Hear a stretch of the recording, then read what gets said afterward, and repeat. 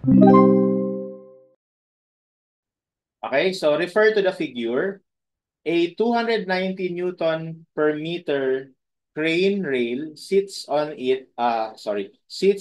and is securely fastened to W400 by 67 crane girder. The girder is simply supported on a span of 9 meter.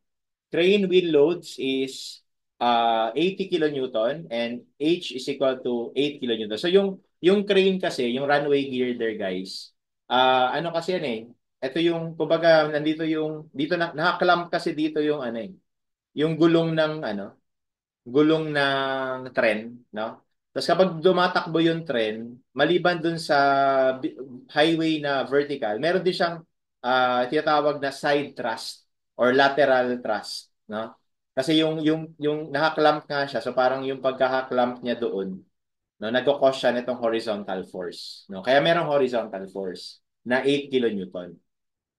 Assume full transfer of lateral load to the top, no? To the top of the flange of the girder. And you are given the girder properties. Okay, so pinapahanap what is the maximum bending stress about the x-axis in the girder. What is the maximum bending stress about the y-axis? So by the way, by default, this is your x-axis and then this is your y-axis. Okay, so parang ganito yan.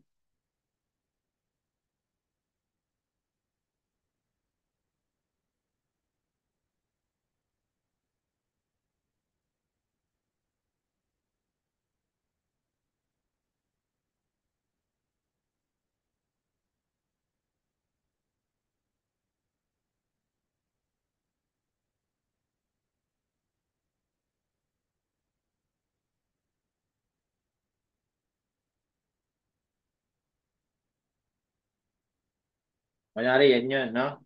So, meron na siyang, automatically, meron na siyang uniform load.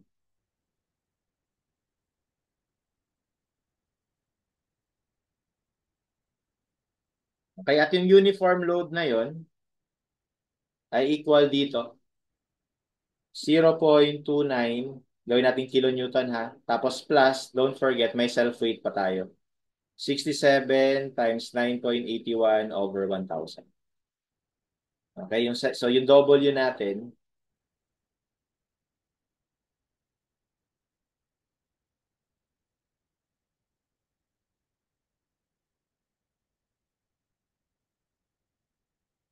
0.947.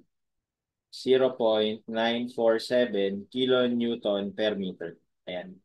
So, yun yung uniform load. Tapos, meron tayong concentrated force na highway. So, ano siya? Moving load to, no? Moving load. Pero dahil ang ina-analyze lang naman natin is bending stress. So, malamang yung maximum niyan is kapag nilagay mo siya mismo sa gitna. 'Di ba? Mismo sa gitna. Dito nilalagay. Ito yung V, tapos dito rin natin ilalagay yung H. Ganyan. So, nasa gitna, no? Okay, sige. So, what is the maximum bending stress about the x-axis? So, para makuha natin maximum bending stress, kailangan mo natin kumputin yung maximum moment. Okay, so ang maximum moment, no, kapag ka x-axis bending,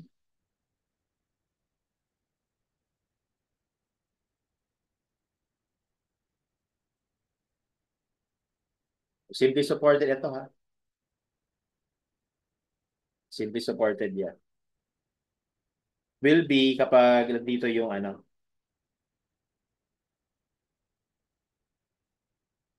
kapag nandito mismo yung V sa gitna. Okay, so 9 meters nga pala ito.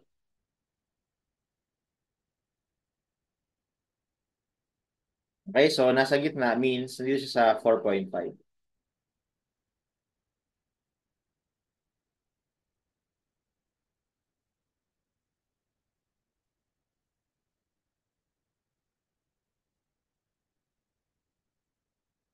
Okay, so ano ba maximum moment kapag ganyan? So mx would be kapag uniform load o di W L squared over 8. Dun sa concentrated load, PL over 4. Di ba? So we have, diretsuhin ko na sa calcu. Ito, store ko sa A. So yan, times L squared over 8 plus yung V natin 80, no? 80 L over 4. So 189.59.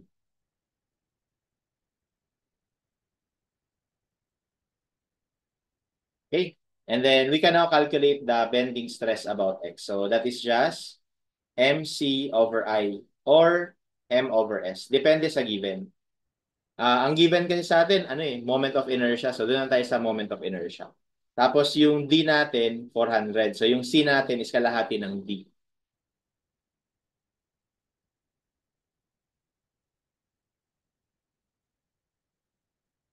Okay, kasi ganito yung white flags, di ba?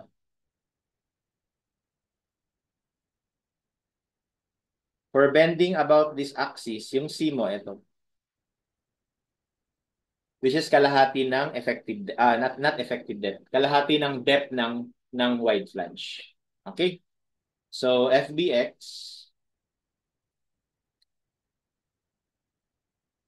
gawin nating Newton millimeter,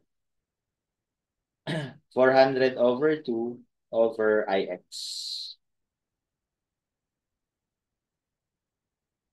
2.44 times 10 to the 8.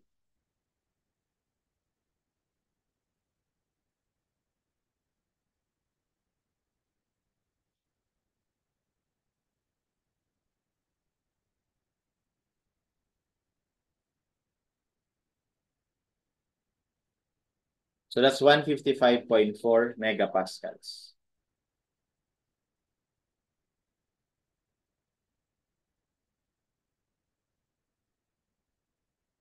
So that's letter A. Next, calculate the maximum bending stress about the y-axis in the girder. So kapag sa y-axis naman tayo nakatingin,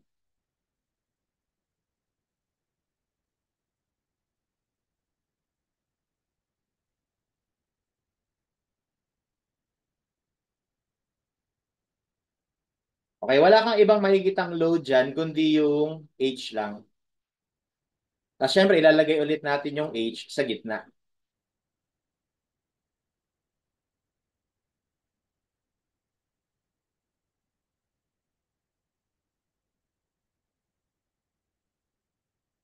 Para ma-maximize natin yung moment. Okay? So we can once again calculate the moment about Y, which is simply PL over 4. Yun lang. Walang W dito kasi W natin nag-act dun sa ano lang sa x-axis bending. Okay? So wala namang nag-act dito na ibang load, 'di ba? Ito lang H. Tapos ilalagay natin sa gitna yung H to maximize. Okay, the moment. So we will have so 8L over 4. 18.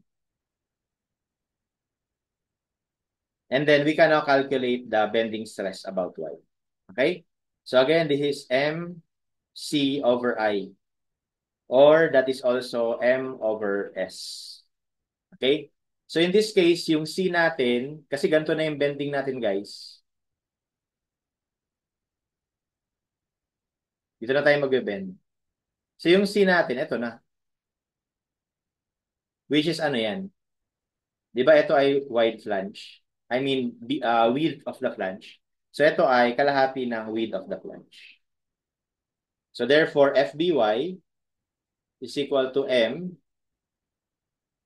Gawin natin Newton millimeter. Tapos ito ay BF over 2.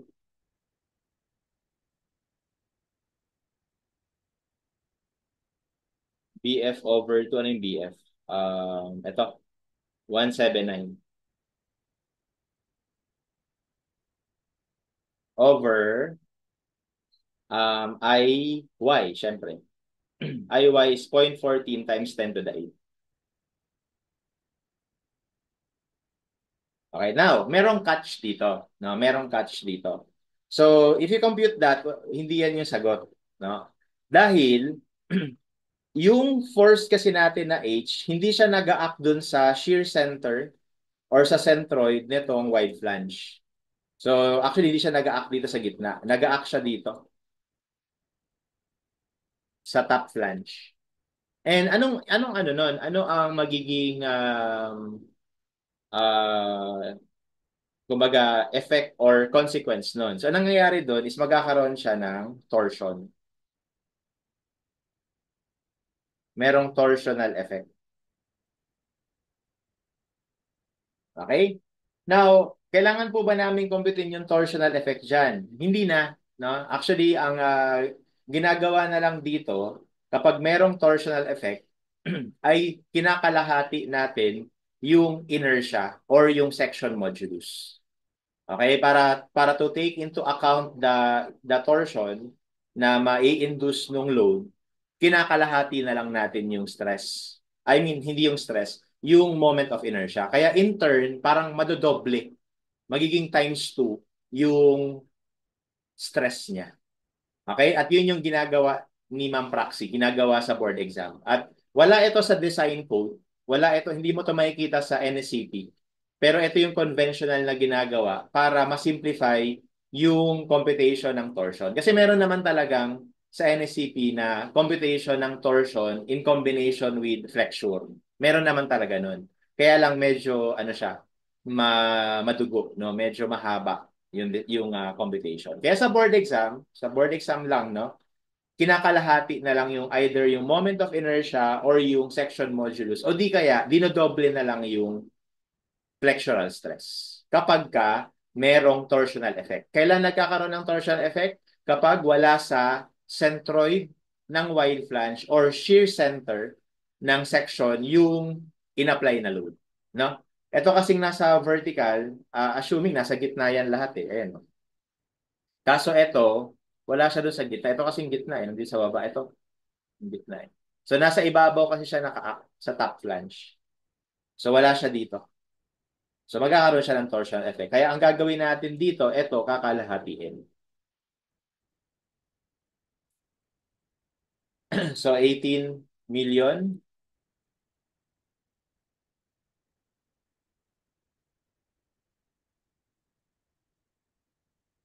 over 2. Okay, so that should be 230.14.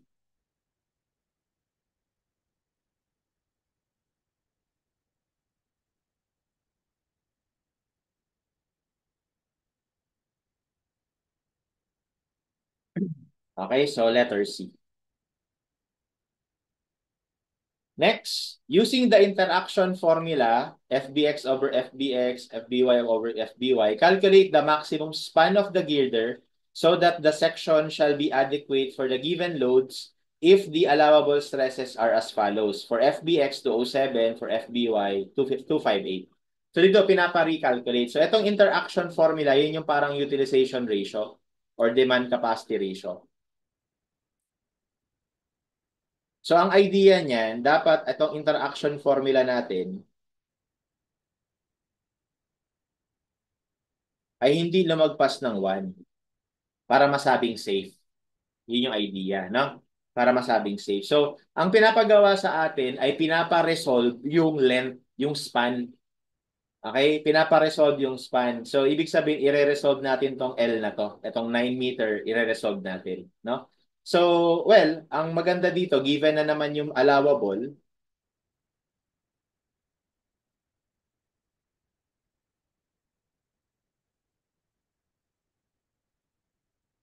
for both direction,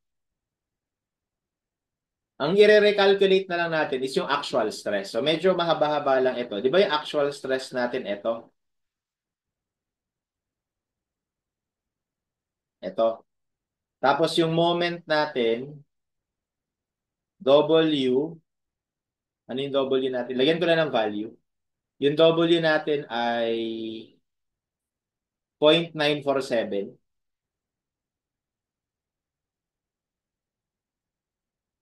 W L squared over 8 plus yung ano natin, yung V, no, is 80 L over 2. Di ba ganyan? In terms of L. Okay, kasi ipapasok natin dito. Tapos yung FBY naman natin is MY BF over 2 over IY over 2 kasi mayroong effect ng torsion. Okay, tapos yung MY ay equal sa 8L over 4. So in terms ulit ng L. So lahat in terms ng L. So substitute natin yan lahat dito, tapos i-solve natin yung L. Okay? Sige. Ano lang muna natin, i-organize. Para maikli, ito ay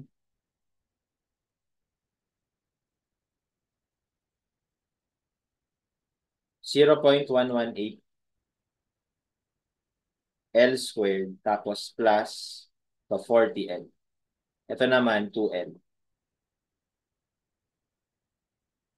Okay? Tapos i-substitute natin lahat. So yung FBX natin ay 0.118 L squared plus 40L. Tapos multiply natin ng 1 million para maging Newton millimeter. Tapos yung D natin is 400 over 2 over, ang IX natin ay 2.44 times 10 to the 8. So magiging ganyan. In terms of L siya. Okay? And then ito naman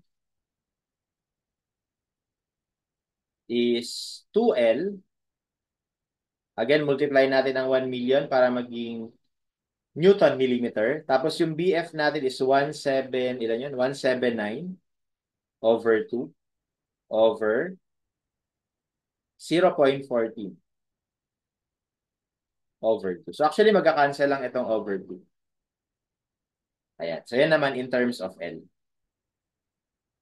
Ayan na. So, ipasok na natin lahat dito. Okay, so, and then we solve for L. So, hindi ko sure kung magkakasya ha. Pero gagawin ko ganito guys. Diskarte. Ito, ipapasok ko sa ano, B. Tapos ito, kasama tong ano, papasok ko sa C. Ayan. Ganyan. No? Tapos, ina natin. So, FBX, yung FBX, bali ganito lang siya. 0.118 L squared plus 40 X times B. Ayan. Mamaya na natin intindihin yung B. Over FBX, which is 207. Plus FBY, 2X times C. Over FBY, 258. Must be equal to 1. Shift solve. Ano yung B? O, itong hinighlight ko. 10 to the 6 times 400 over 2 over 2.44 times 10 to the 8. Sa C naman, o di ano yan, 1 million times 179 over 0.14 times 10 to the 8. Ayan. Solve for X. Okay, so lumalabas na X ay 3.586, no? So actually parang may mali. Double check natin, guys. WL squared over 8. Ito 40. Tama naman. Sorry. Ito nga. Ito nga yung mali. Hindi ito over 2, guys. PL over 4 nga pala to. Ayan. Kaya ito ay hindi 40. Ito ay, ano lang, 20 lang. So, 20 lang ito. Anyway, don't worry. Konting edit lang naman yan. Sama talaga yan. Pag nag-solve tayo, nagkakamali. Pero maganda dapat, alam natin mag-edit-edit. No? So, ayan na. Shift solve. Okay na yan. Okay na yan. Okay, so 5.53 meters.